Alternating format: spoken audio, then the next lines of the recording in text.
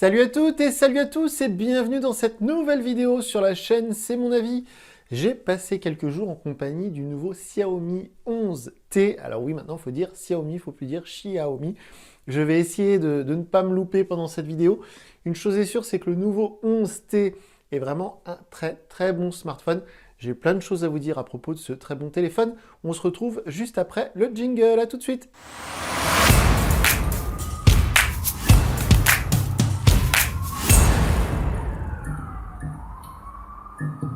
Comme je vous le disais, j'ai donc passé quelques jours en compagnie du nouveau Xiaomi 11T. Alors c'est un smartphone assez haut de gamme, dans le sens où il coûte quand même 599 euros.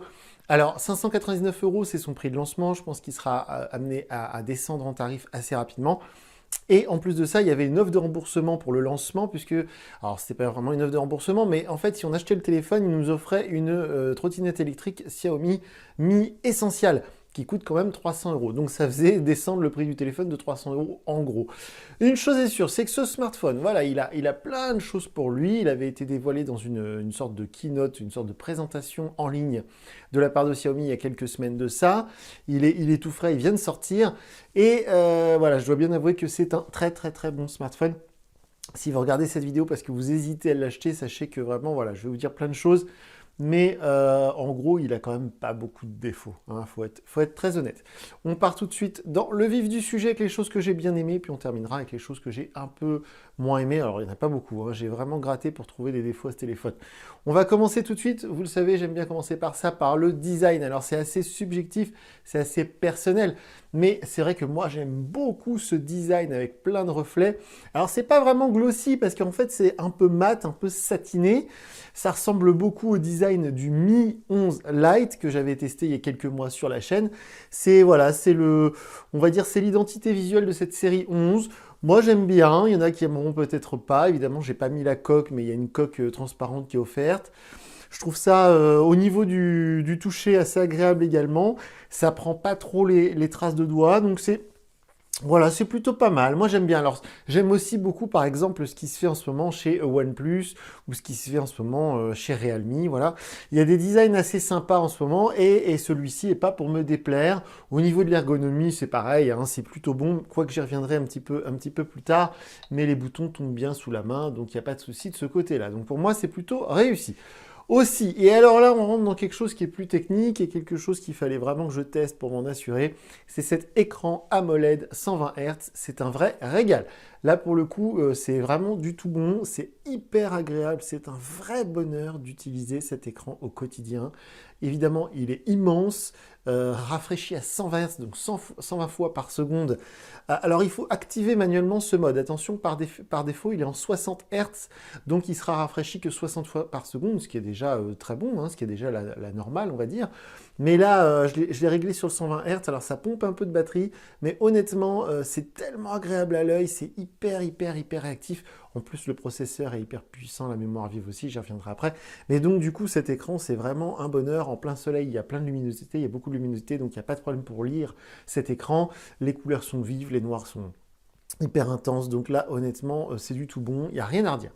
Aussi, et là j'en parlais il y a un instant, les performances. Alors, c'est vrai qu'avec cet écran 100 Hz, on se rend encore plus compte, c'est dur à dire, mais les performances sont excellentes. Elles sont, je pense que c'est ce qui se fait de mieux actuellement ou presque hein, sur smartphone. Je vois pas comment on pourrait avoir de meilleures perfs. J'ai installé plein de jeux pour une fois, c'est rare pour tester vraiment à fond le téléphone. Et je dois dire que c'est assez bluffant. Par exemple, PUBG Mobile, honnêtement, je vois pas trop de différence niveau qualité graphique avec ce qu'on peut retrouver sur un PC, par exemple. Alors évidemment, je vous parle pas de jeu en 4K avec une RTX, une 3080 ou je sais pas quoi. Non, mais franchement, c'est super fluide. Il y a plein de détails graphiques. J'ai testé aussi évidemment Rail Racing, tout ça. Ça marche super bien. Le multitâche, je vous en parle même pas. Alors là, c'est vraiment hyper fluide. Là, les performances, honnêtement, quand on commence à rentrer dans cette gamme là avec les 8 Go de mémoire vive et tout, là on est sur le processeur Mediatek, là, le Dimensity 1200, tout ça, là il y a vraiment plus besoin de se poser de questions, c'est super performant.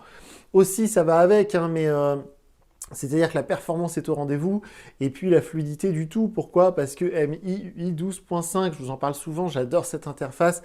Pour moi, c'est la meilleure. Alors, j'aime aussi beaucoup OxygenOS chez OnePlus, mais c'est vrai que MIUI, c'est ce qui se fait de mieux dans le sens où ils ont vraiment réussi à changer Android. C'est-à-dire qu'on reconnaît presque pas Android quand on utilise cette interface de chez Xiaomi.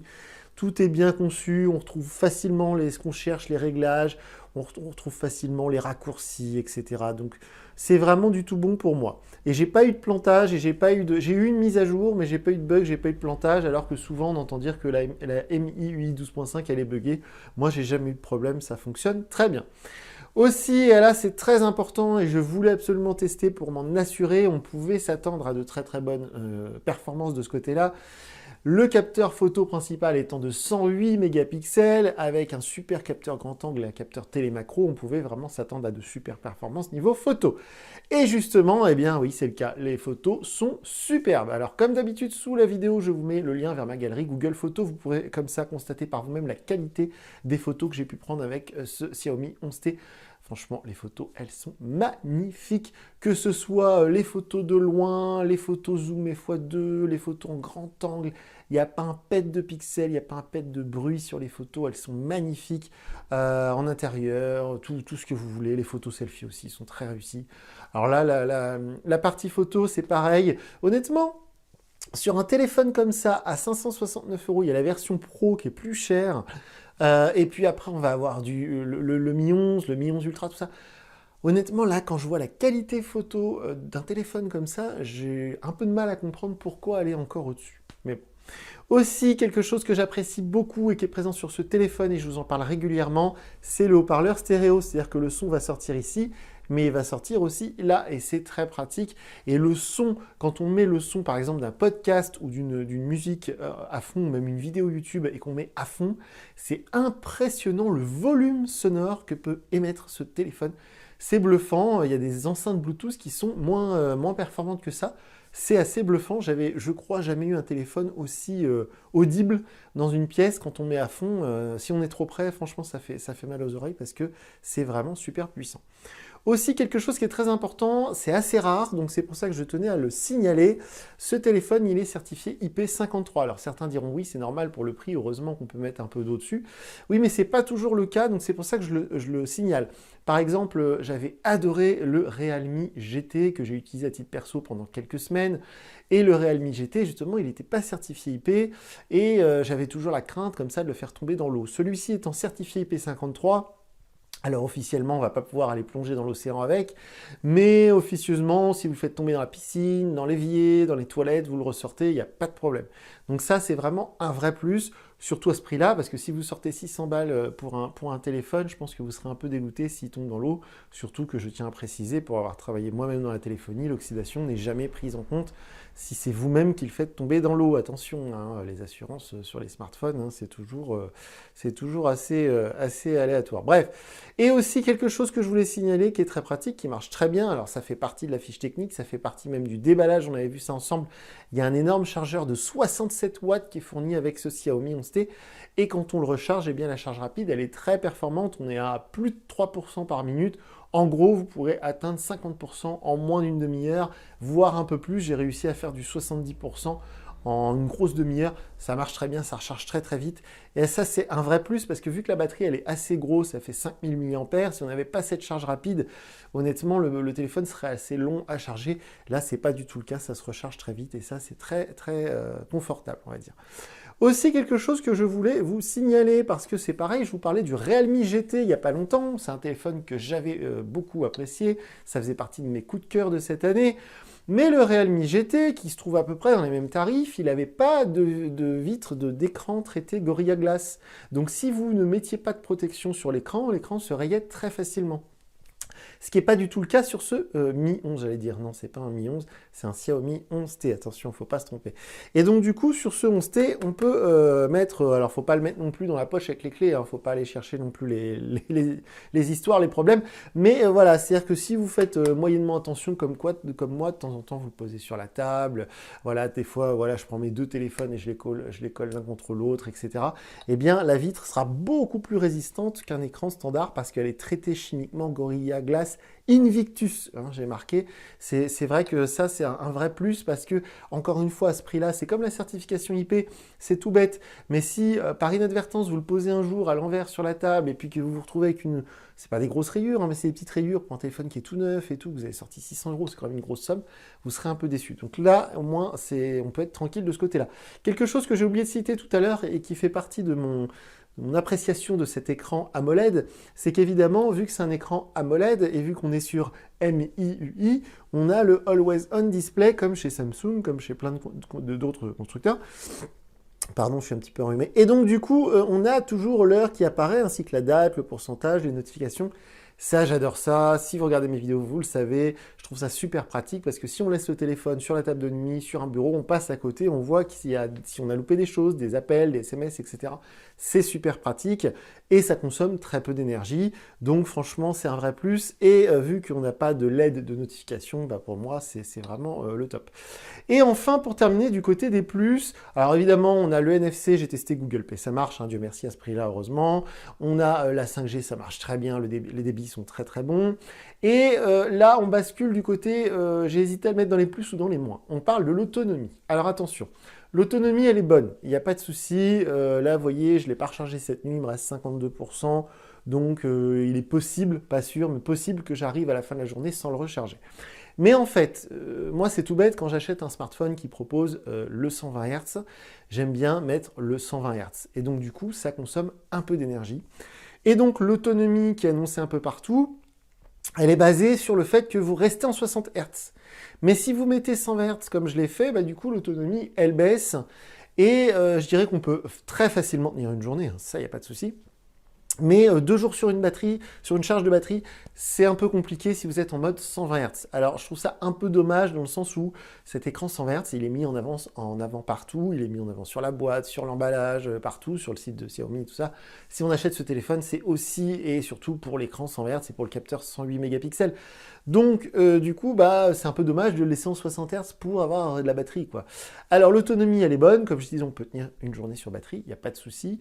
Mais contrairement à certains de ses concurrents, aller tenir 3 jours sur une charge, ça me paraît impossible. Alors, sauf en mettant le mode 60 Hz et sauf, par exemple, en désactivant le Always On Display que j'adore. Voilà, il y a des petites astuces comme ça qui vont vous faire gagner de l'autonomie, mais honnêtement, c'est un peu dommage d'aller se priver de certaines fonctionnalités comme ce fameux écran 120 Hz.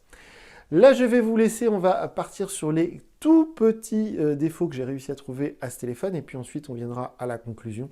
Mais vous avez vu que pour l'instant, j'ai que des choses positives à dire sur ce Xiaomi 11T. Et honnêtement, j'ai vraiment peiné à trouver des trucs à lui reprocher. À tout de suite.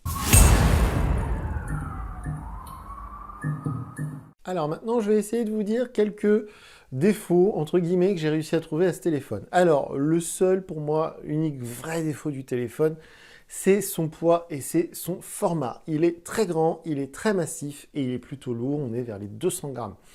Alors, si vous avez une sacoche, si vous avez un sac à dos, que vous ne mettez pas votre téléphone dans votre poche de jean, pourquoi pas. Mais c'est vrai que personnellement, voilà, j'utilise au quotidien un iPhone 12 mini, j'aime bien les téléphones du type comme le OnePlus Nord CE, qui est petit, léger. Alors, son cousin, le Mi 11 Lite, fait partie des téléphones les plus légers du marché actuellement, à 159 grammes. Le Mi 11 Lite, il est super fin. Donc, j'ai un peu de mal à comprendre cette différence de format et de design entre le Mi 11 Lite et le Mi 11T. Alors, normalement, on n'est pas censé dire Mi 11T, on est censé dire Xiaomi 11T. Bon, peu importe, ce sont des cousins très proches qui font partie de la gamme 11, la série 11, comme ils disent chez Xiaomi France. Donc là, on est plus proche d'un Poco F3, si vous en avez vu un, si vous avez vu des vidéos. Le Poco F3, je l'aime beaucoup, mais il est très lourd, très massif. Et le X3 aussi de chez Poco, parce que souvent chez Poco, on a un très bon rapport qualité-prix, mais on a des téléphones un peu gros, un peu lourds et pas très fins au niveau du design. Bah, c'est un peu le cas sur celui-ci. C'est-à-dire que par exemple, c'est pour moi pas du tout un téléphone qui fait féminin. Quand vous l'avez en main, il est vraiment lourd et on se rend compte d'un téléphone de bonhomme, quoi. Hein. Voilà, alors c'est vrai que c'est un très bon smartphone, super performant, avec une bonne autonomie malgré tout, avec de très très bonnes photos. Tout est pour lui, un super écran, il a vraiment tout pour plaire. Mais voilà, honnêtement, je ne pourrais pas m'en équiper au quotidien parce qu'il est trop lourd, il est trop grand, il est trop encombrant. Et je parlais tout à l'heure du Realme GT, qui est un concurrent parce qu'il est dans les mêmes tarifs. Et le Realme GT, eh bien qu'il y a plein de trucs que celui-ci a, que le Realme GT n'a pas. On parlait de la vitre traitée Gorilla Glass, on parlait de IP53, on parlait du haut-parleur stéréo par exemple. Eh bien c'est vrai que pour le coup, le Realme GT est beaucoup plus léger et il est beaucoup plus fin. Bref, il y a d'autres concurrents, hein, chez OnePlus, alors chez Oppo, oui, un petit peu, bref. Celui-ci, je l'adore. Si je devais lui donner une note, je lui donnerais 9 sur 10 parce qu'honnêtement, il remplit toutes les cases de tout ce que je cherche sur un smartphone Android aujourd'hui. Mais encore une fois, s'ils avaient réussi à faire 20 grammes de moins, s'ils avaient réussi à faire un téléphone un peu plus fin au niveau esthétique, parce que là, il est quand même super épais, ça aurait été bien parce que honnêtement, pour moi, c'est vraiment son seul défaut. Je m'y attendais un petit peu parce que quand on l'a vu en vidéo, tout ça, j'ai bien compris que c'était un grand smartphone. Mais une fois dans la main, quand on le déballe, effectivement, oui, c'est un très grand smartphone qui est lourd, qui est encombrant. On est sur un design qui est proche d'un Redmi 10 que j'ai testé il n'y a pas longtemps. Mais on est très loin d'un Redmi Note 10. Le Redmi Note 10 qui est plus fin, plus léger. Évidemment, il ne fait pas 5G. Mais du coup, voilà, c'est un peu... On est proche aussi d'un Redmi Note 10 Pro que j'avais testé il n'y a pas longtemps. On est sur ces téléphones-là, franchement grands, carrés, encombrants, 200 grammes. Voilà, quand on achète ça, on ne recherche pas le design de ouf. On ne cherche pas un téléphone hyper fin, hyper léger. Ça, c'est sûr. Hormis ce défaut qui est pour moi le défaut majeur, j'ai marqué aussi le lecteur d'empreintes. Alors vous savez que moi, le lecteur d'empreintes sur le côté, je suis pas fan. Voilà, ça marche très bien, c'est super performant, il n'y a pas de souci, mais j'aime bien, surtout quand on a un écran AMOLED comme ici, c'est dommage de s'en priver, j'aime bien le lecteur d'empreintes sous l'écran, tous les concurrents le font, et donc eux, ils l'ont pas fait, c'est un peu dommage. J'ai lu sur Twitter il n'y a pas longtemps que le futur Redmi K, donc c'est-à-dire le futur Poco F4 en gros, il va avoir un lecteur d'empreintes sous l'écran. Donc ça y est, Xiaomi, ils sont enfin dit que bon, bah, si les concurrents le font, il faudrait qu'ils le fassent aussi, tant mieux. Et aussi un truc que j'ai marqué, et ce sera le dernier point, et c'est pas vraiment un défaut, c'est pas vraiment un reproche. Mais si vous avez regardé comme moi la présentation en ligne de Xiaomi quand ils ont dévoilé cette nouvelle ligne 11T, 11T Pro, eh bien ils ont mis en avant, je sais pas pourquoi, j'ai pas compris, pendant franchement 20 bonnes minutes, ils nous ont, excusez-moi de l'expression, ils nous ont bourré le mou avec leur histoire de ciné magique ou je sais pas trop quoi, avec soi-disant une capacité vidéo digne des professionnels qu'on pourrait filmer comme avec une caméra de cinéma ou je sais pas quoi. Ils nous ont saoulés avec ça, ils nous ont parlé que de ça pendant toute la présentation. Et une fois que je reçois le téléphone, bon bah déjà moi je m'en fous un peu, hein, franchement, hein, là je filme mes vidéos pour vous, mais voilà, sinon je suis pas là dans la rue à filmer sans arrêt, et puis les jeunes, je me considère plus comme un jeune, les jeunes qui font des vidéos, souvent ils font des vidéos pour TikTok ou pour Snap, donc la fonction cinémagique en 4K machin, ils s'en foutent complètement. Bref, une chose est sûre, c'est que j'ai essayé, vous verrez, comme d'habitude, hein, regardez ma galerie Google Photos, mais j'ai filmé une vidéo d'une bagnole pour le coup, comme ça, voilà, j'ai fait le tour. Alors, la stabilisation optique, ça marche très bien, on a beau marcher, l'image elle reste stable, ça fait pas des à-coups. La qualité elle est bonne, il n'y a pas de problème. Mais de là à mettre autant de marketing là-dessus, je ne comprends pas du tout. Autant le téléphone il est performant, il y a plein de trucs à mettre en avant, autant ce truc cinémagique, excusez-moi, mais on s'en fout tellement, tellement fort. Et je l'ai marqué parce que si eux ne nous en avaient pas parlé, je ne l'aurais pas mis dans la liste des défauts, entre guillemets. Mais c'est-à-dire que quand on fait la pub comme ça d'un truc, et bah derrière, oui, je me dis, bon, bah je vais essayer, et puis bon... C'est un truc, un smartphone Android qui filme, quoi, comme il y en a tant d'autres, et je suis pas sûr que la qualité vidéo avec son ST soit meilleure que sur le Realme GT par exemple. Donc voilà, je l'ai mis parce que voilà, j'ai pas compris le positionnement marketing de Xiaomi et je vois pas l'intérêt parce que effectivement les vidéos sont bonnes, mais pas ouf non plus. Donc voilà, sinon pour résumer, c'est un très bon téléphone. Honnêtement, comme je disais, si je devais mettre une note, je dirais 9 sur 10 facile, quoi, voire 9,5. C'est un super téléphone. Si vous arrivez à vous faire offrir ça, ou si vous arrivez à vous l'acheter, vous serez forcément séduit, conquis, satisfait. C'est super fluide, c'est super performant. Tout ce qu'on attend d'un téléphone est là. Alors, petit défaut, entre guillemets, il n'y a pas de prise jack, hein, mais bon, on a tous des oreillettes Bluetooth maintenant.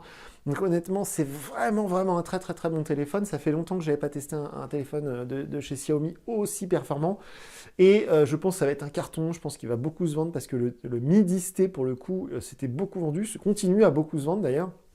Il faisait déjà 5G à l'époque et il avait plutôt le même design un peu pâteau.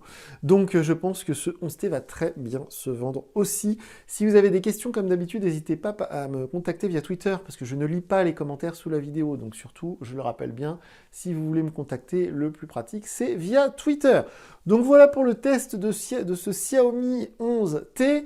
Si vous avez des questions, comme je l'ai dit, passez par Twitter. Regardez, allez voir les photos que j'ai prises et la vidéo que j'ai prise avec ce téléphone. Sous la vidéo, je vous mets le lien vers ma galerie Google Photos. Et puis sinon, je vous dis à très bientôt pour une nouvelle vidéo sur la chaîne. Salut!